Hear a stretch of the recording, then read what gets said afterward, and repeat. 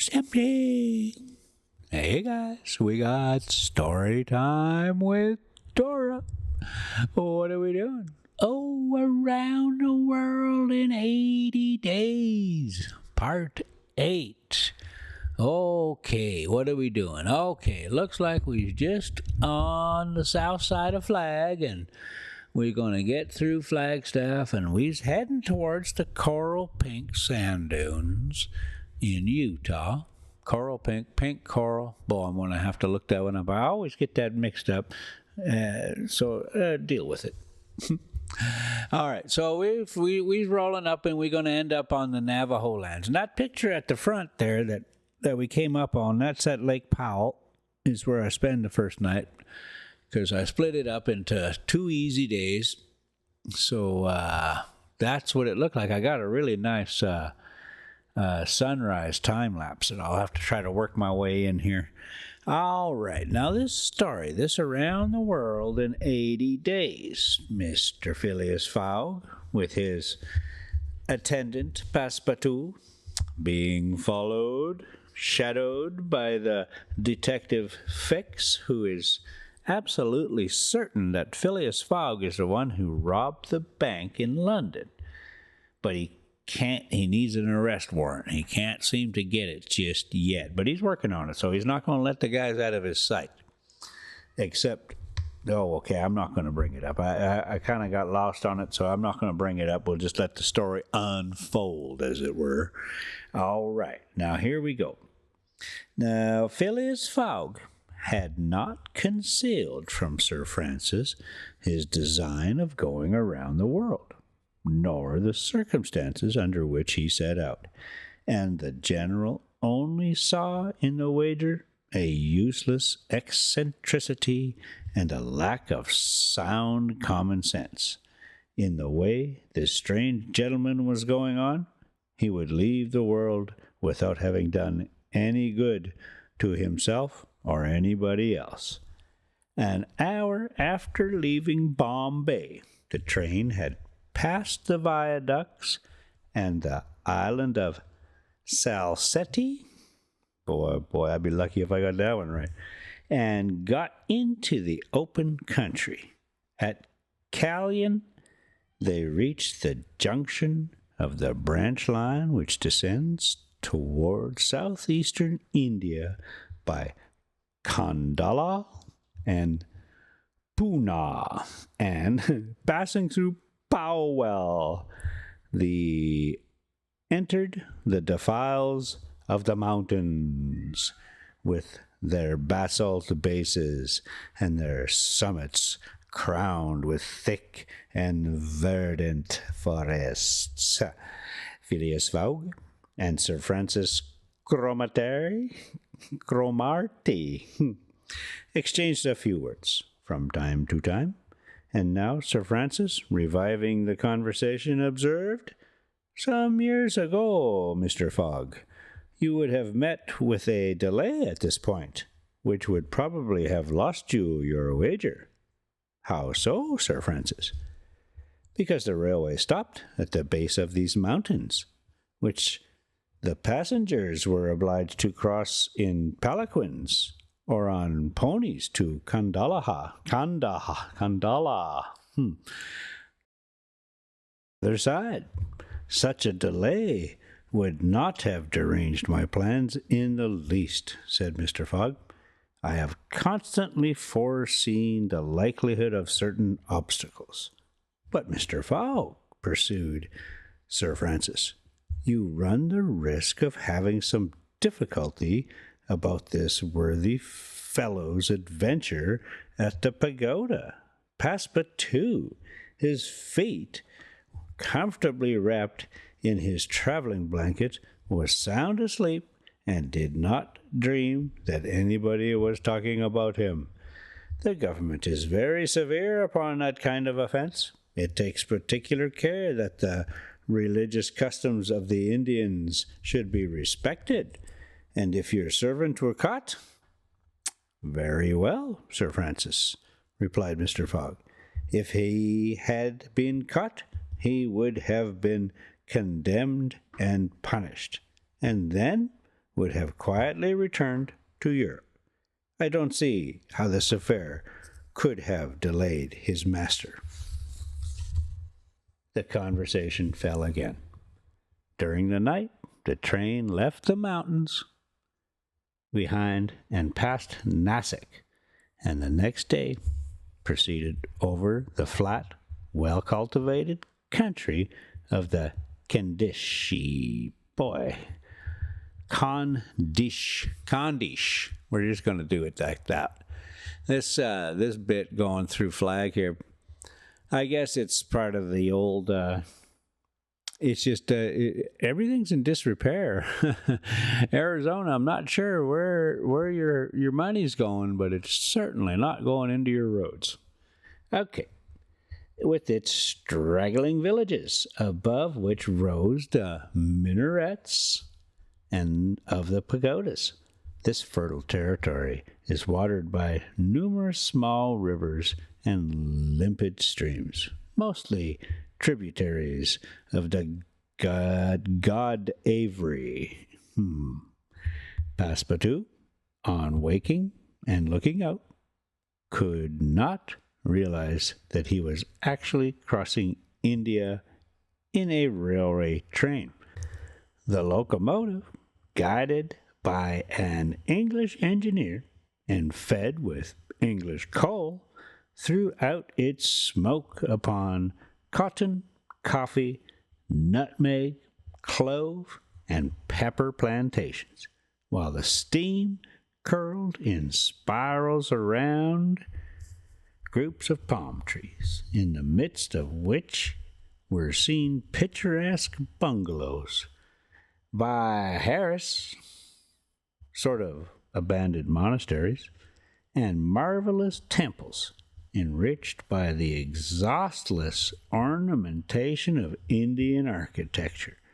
Then they came upon vast tracts extending to the horizon, with jungles inhabited by snakes and tigers which fled at the noise of the train, succeeded by forests penetrated by the railway, and still haunted by elephants which, with pensive eyes, gazed at the train as it passed. The travelers crossed beyond Miliguam, the fatal country so often stained with blood by the sectaries of the goddess Kali.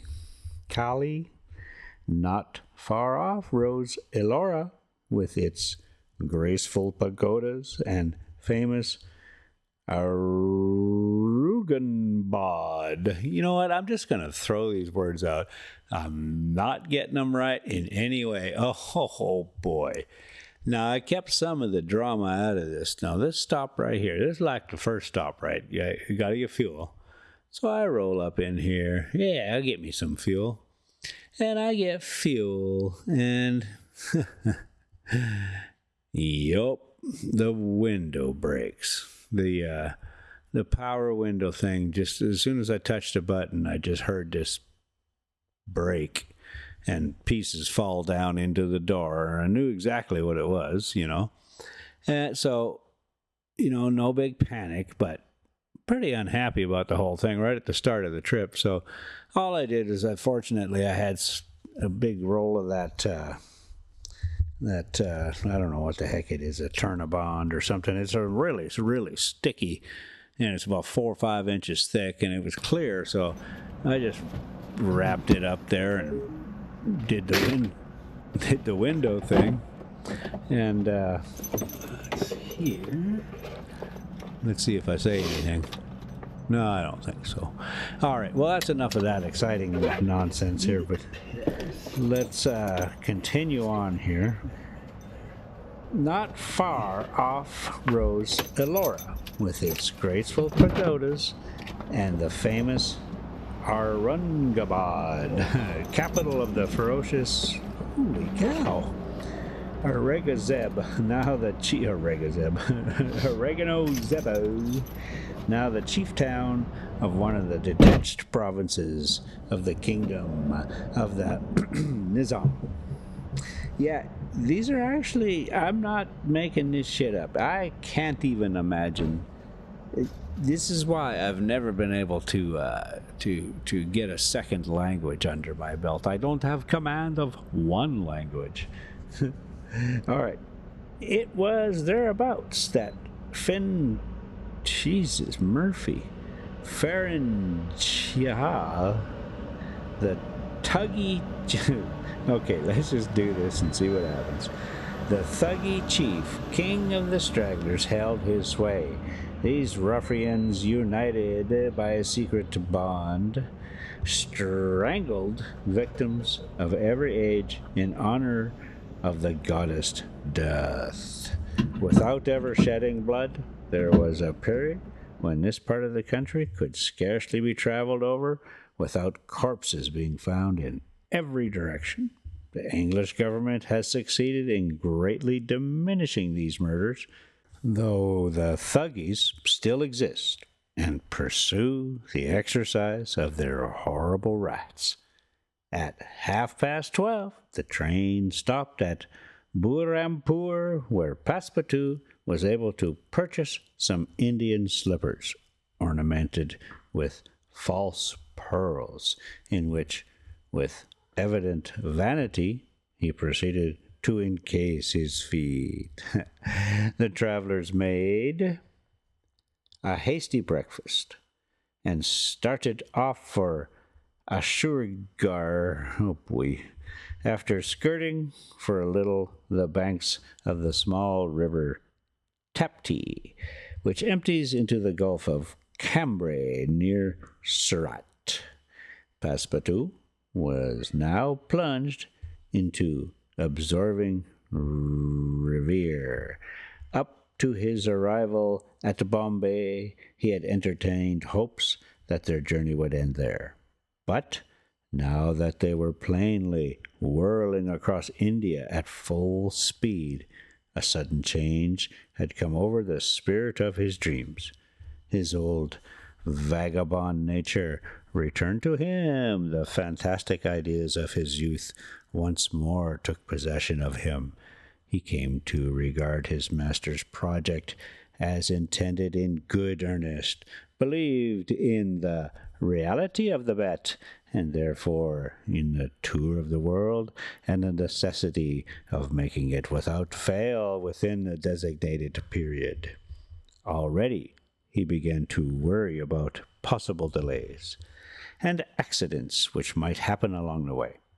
He recognized himself as being personally interested in the wager, and trembled at the thought that he might have been the means of losing it by his unpardonable folly of the night before.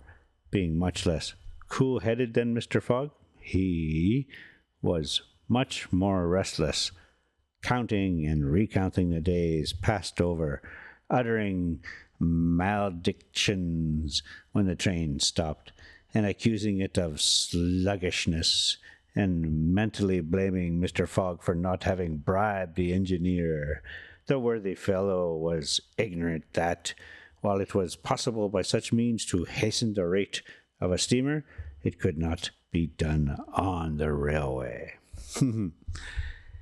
The train entered the defiles of the Sutpur Mountains, which separate the Khandesh from Bundelkund, toward evening. The next day, Sir Francis Cromarty asked Passepartout what time it was, to which, on consulting his watch, he replied that it was 3 a.m. This famous timepiece always regulated on Greenwich meridian, which was now some 77 degrees westward, was at least 4 hours slow. Sir Francis corrected Passepartout's time whenever the latter made the same remark that he had done to Fix, and upon the general insisting that the watch should be regulated in each new meridian, since he was constantly going eastward. This is in the face of the sun. and therefore the days were shorter by 4 minutes for each degree gone over Passepartout obstinately refused to alter his watch, which he kept at London time. It was an innocent delusion which could harm no one. Let's take a look at this drive. Oh, yeah. Guess what?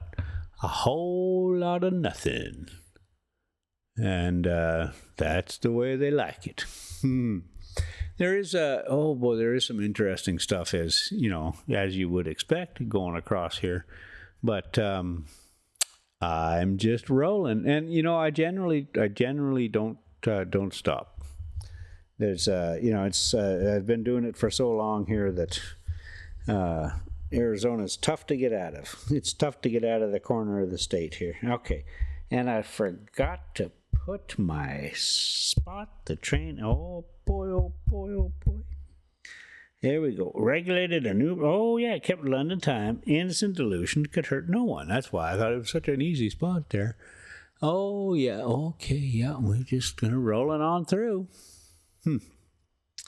The train stopped at 8 o'clock in the midst of a glade some 15 miles beyond Rothal, where there were several bungalows and workmen's cabins. The conductor, passing along the carriages, shouted, "Passengers will get out here." Phileas Fogg looked at Sir Francis Cromarty for an explanation, but the general could not tell what meant a halt in the midst of this forest of dates and acacias. Acacias? All right. Passepartout, not less surprised, rushed out and speedily returned, crying, "Monsieur, no more railway." "What do you mean?" asked Sir Francis. "I mean to say that the train isn't going on." The general at once stepped out, while Phileas Fogg calmly followed him, and they proceeded together to the conductor. "Where are we?" asked Sir Francis. "At the hamlet of Colby." "Do we stop here?" "Certainly. The railway isn't finished." "What? Not finished?" "No, there's still a matter of 50 miles to be laid from here to Allenbad, where the line begins again." "But the papers announced the opening of the railway throughout." "What would you have, officer? The papers were mistaken." "Yet you sell tickets from Bombay to Calcutta," retorted Sir Francis, who was growing warm. "No doubt," replied the conductor, "but the passengers know that they must provide means of transportation for themselves from Colby to Allenbad." Sir Francis was furious. Passepartout would willingly have knocked the conductor down, and did not dare to look at his master. "Sir Francis," said Mr. Fogg quietly, "we will, if you please, look about for some means of conveyance to Allahabad. Allahabad. Oh, that sounds better." "Mr. Fogg, this is a delay greatly to your disadvantage." "No, Sir Francis, it was foreseen." "What, you knew that the way—" "Not at all. But I knew that some obstacle or other would sooner or later arise on my route. Nothing, therefore, is lost. I have 2 days, which I have already gained to sacrifice. The steamer leaves Calcutta for Hong Kong at noon on the 25th. This is the 22nd, and we shall reach Calcutta in time." There was nothing to say in so confident a response. It was but too true that the railway came to the termination at this point.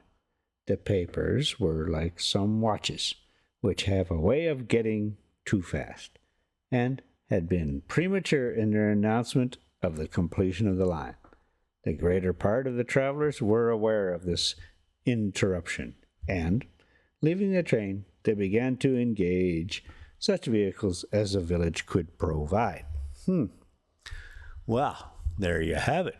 You know on the inside track, you know. All right, let's take a look. Oh, yeah, starting to get just a few of them hills. And, yeah, this is just some really interesting lands. And, yeah, oh, boy, that road. Oh, boy, I can't get enough of talking about that road, huh? And I took my eye off my spot, but we'll see. We'll see if we can find it. Oh, no, we cannot find it. The village could provide 4-wheeled palkingaris, wagons drawn by zebras, carriages that looked like para-ambulating pagodas, palanquins, ponies, and whatnot. Mr. Fogg and Sir Francis Cromarty, after searching the village from end to end, came back without having found anything. I shall go afoot, said Phileas Fogg. Passepartout, who had now rejoined his master, made a wry grimace as he thought of his magnificent but still too frail Indian shoes. Happily, he too had been looking about him, and after a moment's hesitation said, Monsieur, I think I have found a means of conveyance. What? An elephant. An elephant that belongs to an Indian who lives but 100 steps from here. Let's go and see the elephant, replied Mr. Fogg. They soon reached a small hut, near which, enclosed within some high palings, was the animal in question. An Indian came out of the hut and, at their request, conducted them within the enclosure. The elephant, which his owner had reared, not for a beast of burden, but for warlike purposes, was half domesticated. The Indian had begun already by often irritating him and feeding him every 3 months on sugar and butter, to impart to him a ferocity not in his nature. This method being often employed by those who train the Indian elephants for battle. Happily, however, for Mr. Fogg, the animal's instruction in this direction had not gone far, and the elephant still preserved his natural gentleness. Kaiouni, this was the name of the beast, could doubtless travel rapidly for a long time, and, in default of any other means of conveyance, Mr. Fogg resolved to hire him. But elephants are far from cheap in India, where they are becoming scarce. The males, which alone are suitable for circus shows, are much sought, especially as for a few of them are domesticated. When, therefore, Mr. Fogg proposed to the Indian to hire Kaiouni, let's try that one, he refused point blank. Mr. Fogg persisted, offering the excessive sum of £10 an hour for the loan of the beast to Allahabad. Refused. £20. Refused also. £40. Still refused. Passepartout jumped at each advance, but the Indian declined to be tempted. Yet the offer was alluring one, for supposing it took the elephant 15 hours to reach Allahabad, his owner would receive no less than £600 sterling. Phileas Fogg, without getting in the least flurried, then proposed to purchase the animal outright, and at first offered £1,000 for him. The Indian, perhaps thinking he was going to make a great bargain, still refused. Sir Francis Cromarty took Mr. Fogg aside and begged him to reflect before he went any further, to which that gentleman replied that he was not in the habit of acting rashly. That a bet of £20,000 was at stake, that the elephant was absolutely necessary to him, and that he would secure him if he had to pay 20 times his value. Returning to the Indian, whose small, sharp eyes glistened with avarice, betrayed that with him it was only a question of how great a price he could obtain.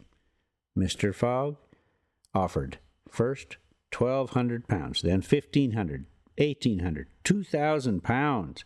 Passepartout, usually so rubicund, was fairly white with suspense. At 2,000 pounds, the Indian yielded. "What a price! Good heavens!" cried Passepartout. "For an elephant!" It only remained now to find a guide, which was comparatively easy. A young Parsee with an intelligent face offered his service, which Mr. Fogg accepted, promising so generous a reward as to materially stimulate his zeal. The elephant was led out and equipped.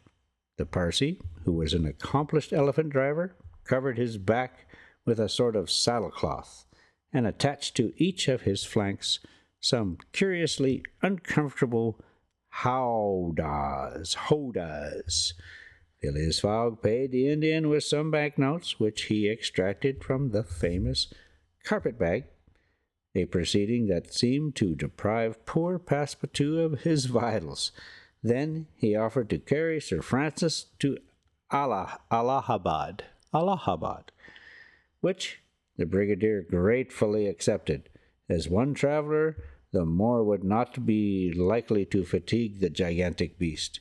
Provisions were purchased at Colby, and while Sir Francis and Mr. Fogg took the howdahs on either side, Passepartout got astride the saddlecloth between them.